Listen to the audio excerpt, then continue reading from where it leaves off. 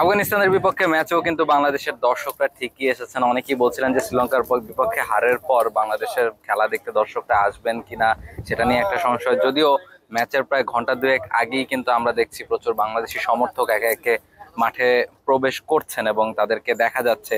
তাদের সাথে যদি একটু কথা বলতে চাই যে ভাই, আপনারা আসলে কত দূর থেকে এসেছেন, বা বাংলাদেশ তো শ্রীলঙ্কার বিপক্ষে ম্যাচটা হেরেছে, তারপর আফগানিস্তানের বিপক্ষে ম্যাচটা আপনারা দেখতেছেন, আজকে প্রত্যাশাটা কি?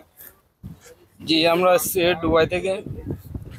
আজকে আমরা প্রত্যাশা করতেছি ম্যাচ জিতবে ইনশাল্লাহ বাংলাদেশ। এবং আপনাদের মানে এই যে ব্যানারটা নিয়ে এসেছেন, সাকিব আল হাসান তো খেলছে না আসলে এইবারের এশিয়া কাপে, তো আপনাদের কি মনে হয় যে সাকিব আল হাসান থাকলে কি ডিফারেন্ট বল গেম হতে পারতো কিনা? অবশ্যই অবশ্যই বাংলাদেশের একমাত্র এবার প্রডিউস যে প্লেয়ারটা হচ্ছে সেটা সাকিব আল হাসান। সাকিব আল হাসানের ঘাটতি এখন পর্যন্ত বাংলাদেশ ক্রিকেট পূরণ করতে পারেনি। শুধু সাকিব আল হাসান নয়, পঞ্চপাণ্ডবের একজন প্লেয়ারের সাবস্টিটিউট প্লেয়ার এখন পর্যন্ত আসেনি। তো সাকিবের এই শূন্যস্থানকে আমাদেরকে অনেক বেশি ফিল করায়। আর আমরা দেখেছি পূর্বে শ্রীলঙ্কার সাথে বাংলাদেশের হতাশাজনক ম্যাচ। প্রমিস করেছিলাম আসবো না, এরপরে দেশকে সমর্থন দেওয়ার জন্য চলে এসেছি, কারণ দেশের টানে আসতে হয়। ঠিক আছে।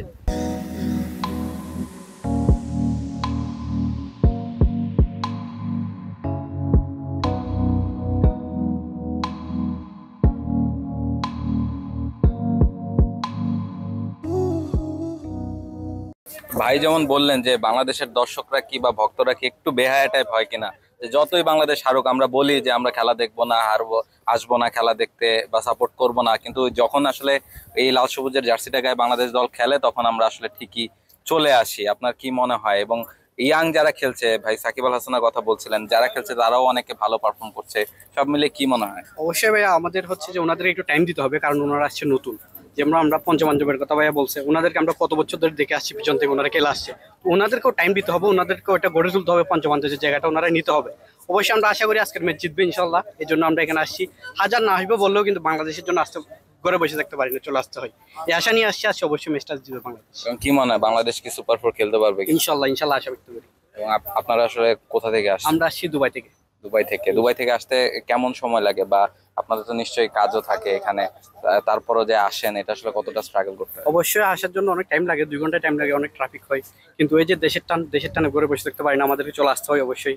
আসছি এখানে বাংলাদেশের জন্য, তো আশা করি বাংলাদেশের টিম জিতবে। আমরাও যে আশা নিয়ে আসছি সেটা আমাদের পূরণ হবে। এক্স্যাক্টলি, বাংলাদেশ আফগানিস্তানের বিপক্ষে আজকে ম্যাচটা খেলবে এবং সেই ম্যাচ জিতলেই যে সুপার ফোর বাংলাদেশ খেলতে পারবে সেটা বলা যায় না। তারপরও নানা ইকুয়েশনের দিকে বাংলাদেশকে আসলে তাকিয়ে থাকতে হবে। তবুও তারা প্রত্যাশা করেন বাংলাদেশ এই ম্যাচটা জিতবে, তারপর বাংলাদেশ সুপার ফোরে খেলবে, এবং সেই প্রত্যাশা নিয়েই তারা কিন্তু এসেছেন। এবং তাদের অনেকেই সাকিব আল হাসানকে মিস করছেন, সাকিব আল হাসানকে দলে চাইছেন। যদিও তিনি এবার এশিয়া কাপের স্কোয়াডটাতে নেই, তারপরও তাদের প্রত্যাশা যে সাকিব আল হাসানের মতো একজন কেউ থাকলে হয়তো বাংলাদেশ দল আরো বেটার ক্রিকেটটা খেলতে পারতো। আবু জায়েদ ক্রিকেট স্টেডিয়াম থেকে রাহুল রায়, T Sports. For more updates, subscribe to our YouTube channel and click on the bell icon. Follow us on Facebook and Instagram. Download T Sports app to enjoy exciting games and highlights. Visit tsports.com.